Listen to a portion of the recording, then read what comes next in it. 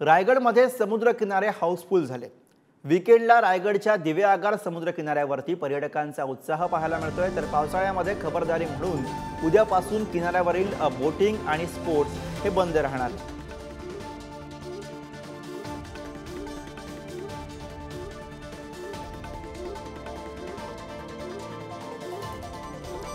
रायगडमधली दृश्य आपण बघतोय। रायगडमधल्या दिवेआगार समुद्रकिनाऱ्यावरची दृश्य आहेत।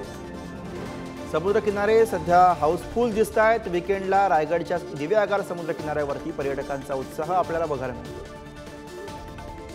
सुट्टीचा निवारा करण्याच्या निमित्ताने या रायगडमधील समुद्रकिनारे पूर्णपणे गजबजून गेलेले। आपण आहोत रायगडमधील दिवेआगार या समुद्रकिनारे।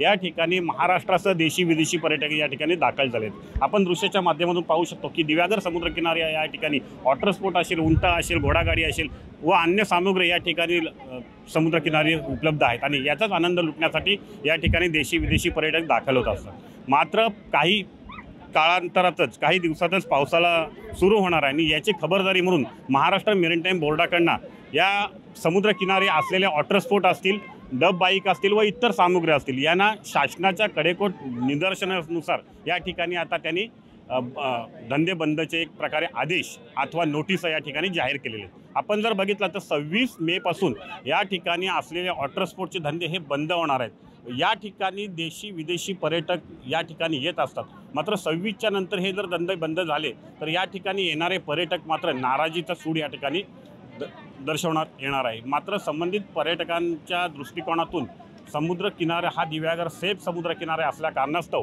देशी विदेशी महाराष्ट्रासह पर्यटक या ठिकाणी दाखल होत असतात। श्रीकांत शेलार, पुढारी न्यूज, रायगड।